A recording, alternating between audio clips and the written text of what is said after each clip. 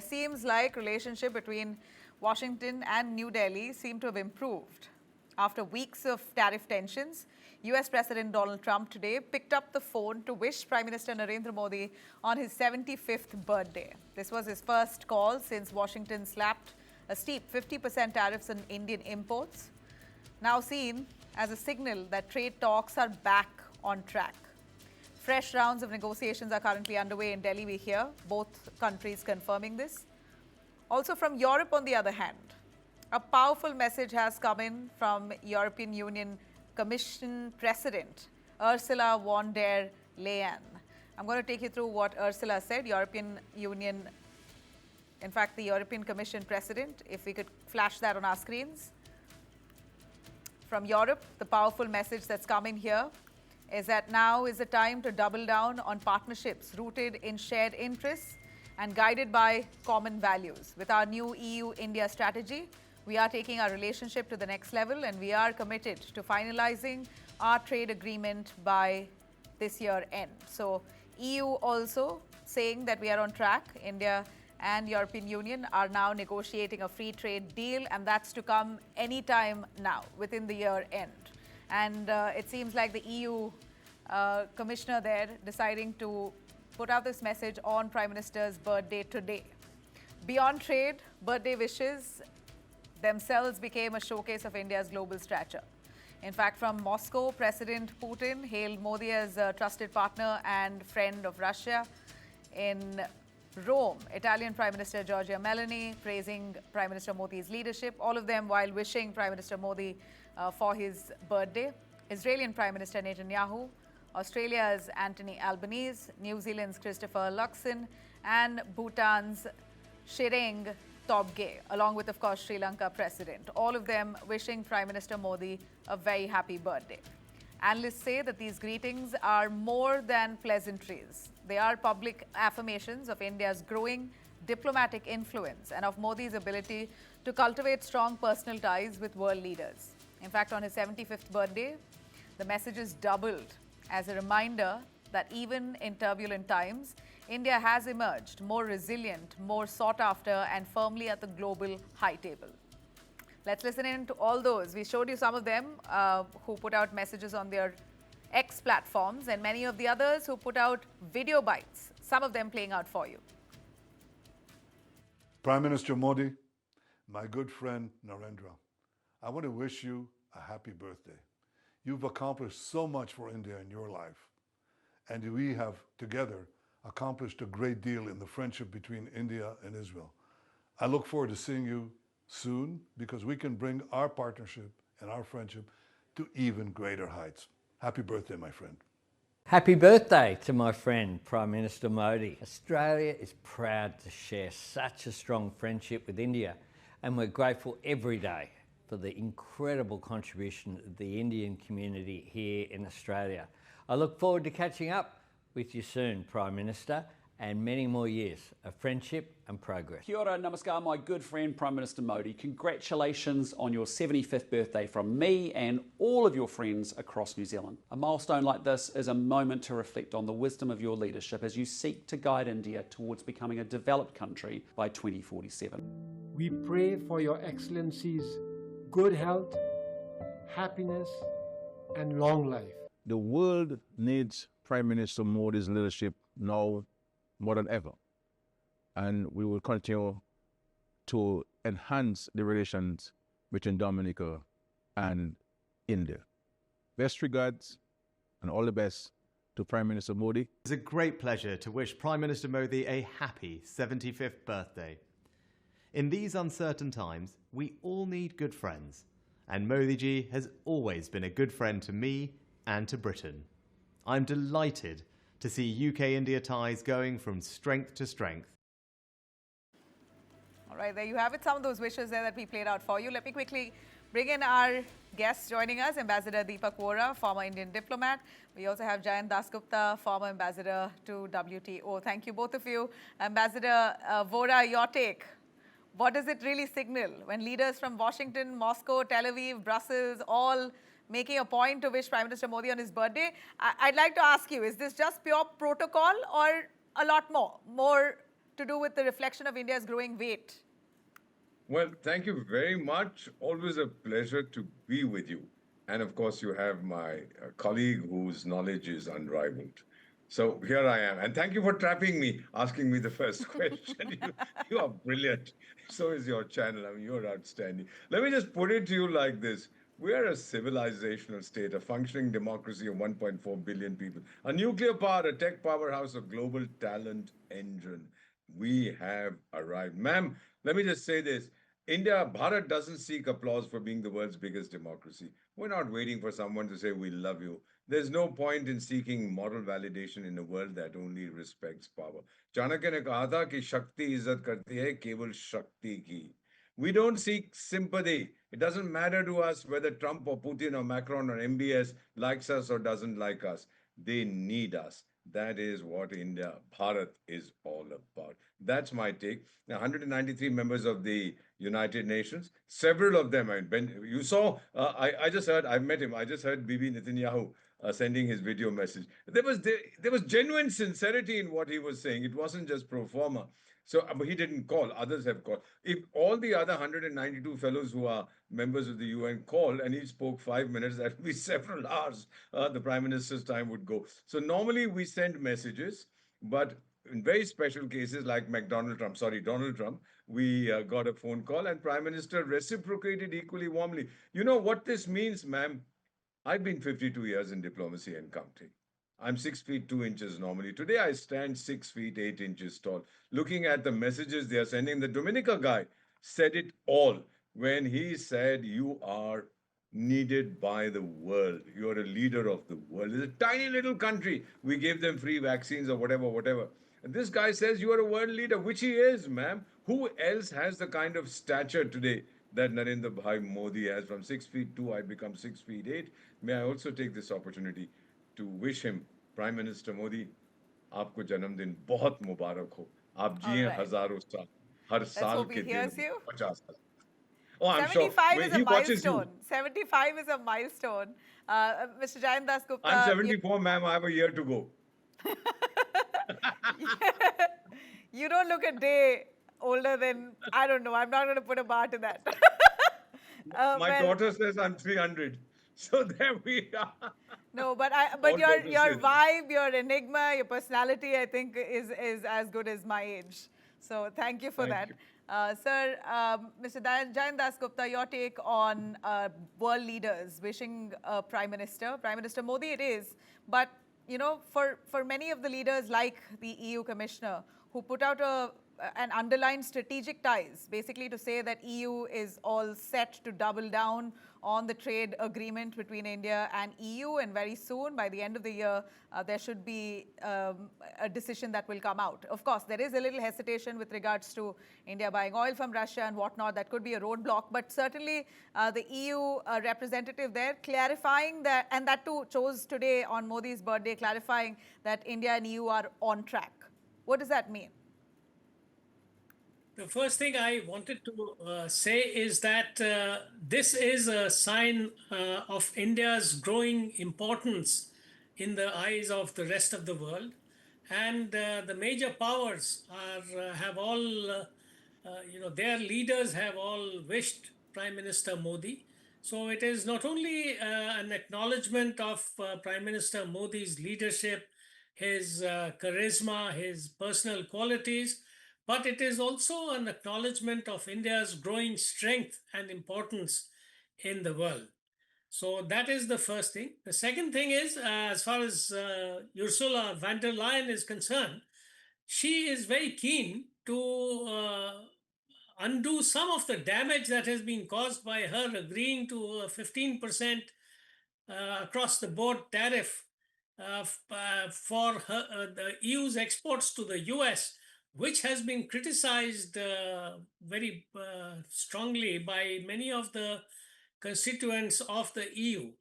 And that is something which she would like to obviate by getting into an agreement with India, which would afford market access to EU goods and would compensate at least partially for the loss of the market in the US. So that is the second point. Right. Well, both Trump and EU right now linking their birthday greetings for Prime Minister Modi to trade. So that's certainly soft power that India exudes, right, Mr. Bora? Oh, absolutely, ma'am. This lady you referred to, Miss London Mendel, whatever her name is, I can never remember. I'm too old. She led 22 EU top notches to India for the Raisina dialogue. I'm sure you covered it in February of Yeah. 2025. They came to give us big lectures on governance, this, that, and the other. When they saw the infrastructure and the market of 140 crore people, all the idea of giving us lectures vanished. They are looking at the market, ma'am. That is my strength. Look at my per capita. Ambassador Dasgupta, you know this better than I do. Sir, you are brilliant in this. 100, my per capita is 250,000 rupees per year. Take a family of four, that's 10 lakh rupees, ma'am. If you have your own house, you live very comfortably. And then the subsidized food grains. Criticize it all you want. We are giving them because it enables them to divert whatever they've spent on food to other areas. They buy motor cars, they buy motorcycles, they buy smartphones, etc. Ma'am, 140 crore people with 125 crore smartphones, 6,000 digital transactions per second. What are we talking about? Miss Mendel, whoever you are looking for my market because you've lost everything else and you think you can sell to us? I don't even know what you have to sell. Ambassador Dasgupta will know that much better than I do. Because the kind of technology that we need, I don't think Europe has it. Europe is in distress at the moment. The Americans do, the Russians do, etc. They'll give it to us. But today, ma'am, we've come of age. You know, the Victor Hugo's, you remember, I'm sure you will know this, you would have heard this because I studied in France, that no power on earth can stop an idea whose time has come. Ma'am, the idea of India, its time has come. All right, this certainly leaves us with so much pride. It's difficult times. India is going through difficult times. When I say difficult times, we're looking at United States imposing 50% tariffs, and they're the largest export partner for India. So we've taken a hit there. But at a time like this, we saw under the Modi government leadership, there was a lot of push to explore different avenues, and EU was one of them. In fact, EU was on even before the Trump tariffs came by. But India is right now exploring multiple avenues, and here you have United States also rolling back on their idea of punishing India with such tariffs. So certainly leaves us in a very... Next week, hata dega. Next week, hata dega. Are you sure? Do you believe that Trump tariffs are going to go? मेरे को 52 years in diplomacy हो गए, मैं समझता हूँ इन लोगों को. So tell us, of course, I'm sure, people in trade are very keenly watching us. Do you believe he's going to roll back tariffs, and to how much? Because it's 25% tariffs because India is imposing tariffs on them, and additional 25% for buying Russian oil. You're saying it's going to come down to zero, from 50 to zero. Absolutely. From 50 to zero both ways. Ambassador Dasgupta, help. Please protect me. Ambassador Dasgupta, would you want to reckon on, shed light on that? Do you believe also 50 to 0? Is that what we're going to come to very soon? Without reduction in the tariffs or rollbacks of at least the secondary tariff of 25% in full and partial rollback of the other 25%, I don't think India will be in a position to sign. There would be too much of criticism at home, and it would be a loss of face for India as well. So I don't think that is on. So the US will have to reduce the tariffs to manageable levels, to the comparable levels of our competitors and our neighbors, etc.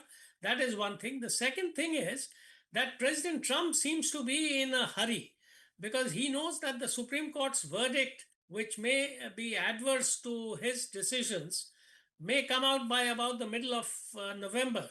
And unless he sews up a deal before that, he will have nothing on his plate. And India will say, you go fly a kite, metaphorically. So that is why there is this unseemly hurry now to make amends and to extend the olive branch and to be extra nice to PM Modi. But PM Modi, I think, is playing it cool. He has reciprocated because he can't be seen to be churlish. And he has said that you are my friend, etc., etc., and he has made the right noises. But if you read between the lines of what Brendan Lynch, the assistant USTR, said, and Mr. Rajesh Agarwal have said after the first meeting since the secondary tariffs were imposed, it is that the talks were held in a very positive light, etc., etc. But I don't think there has really been any, substantial progress in the talks which were held yesterday. So it is a matter of time. It depends on what the US is prepared to offer to India. Rolling back would be one.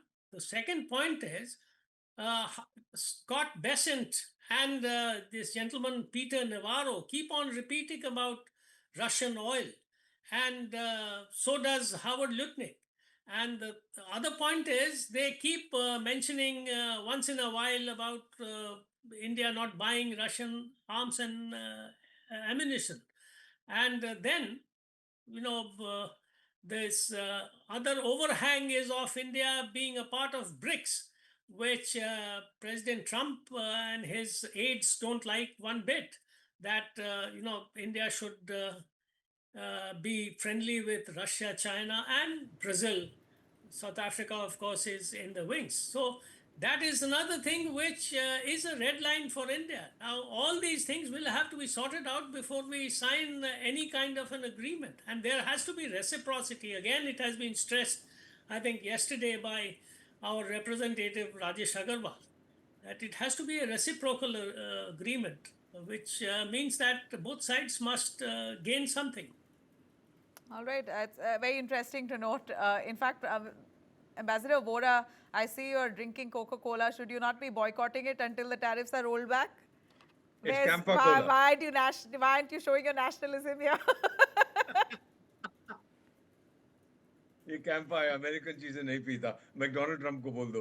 ये any case Campa ma'am, है। जो मैं देख रहा हूँ, what I'm seeing, Ambassador Dasgupta, I'm an economist. I do regression analysis. Let's for a moment imagine that 1 trillion factories moved from across the world into the United States. Very good, we are producing. बेचेगा किसको tiger? तेरे पास तो 34 करोड़ लोग हैं. Are you going to sell it to them? The Europeans don't have the money to buy. China said, get lost. Russia doesn't like you. मैं तो बचता हूँ. I'm the market. I have the purchasing power. I have a 600 million middle class and growing by the day, Mim Saab. I mean, 125 crore smartphones for 140 crore population. What are we talking about? We are the future. Oh, McDonald Trump, आंखें खोल के देख किस देश से तू बात कर रहा है? And you are taking on a Gujarati? तू अपने आप को कहता है I'm baron of business. This guy is the Nawab of negotiation. You deal with us. But I do have a very pointed question, Mr. Dasgupta. What do you think has really changed heart for Donald Trump? What's really led to him softening his stance? Because it was not just Modi's birthday. Even before this, he was firing at China, but not mentioning India. The same yo-yo classic Trump.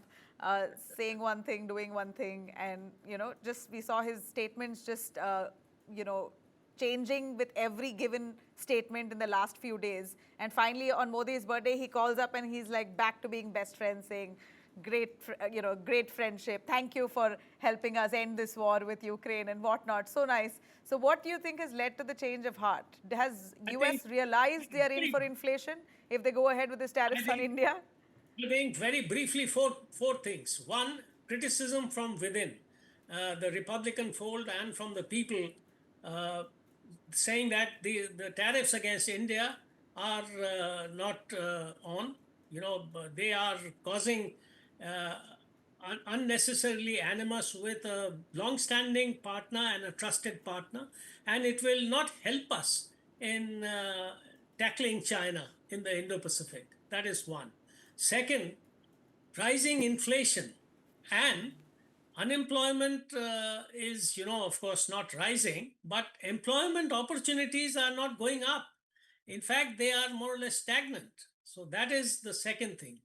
And the third thing is about this decision of the Federal Court of Appeals to dismiss the petition of the US administration. So he is scared that come November, the Supreme Court may rule against him despite there being a majority of conservative or Republican appointed judges versus Democrat appointed judges in the Supreme Court. So all these things taken together I think are now coming to a head, and he realizes that his position has weakened considerably since he first rolled out the tariffs, and that he needs to change course midway through and cover his losses and try to have India on his side. So the last point I wanted to mention is that he has been trying to speak to Prime Minister Modi since the 17th of June, but without success.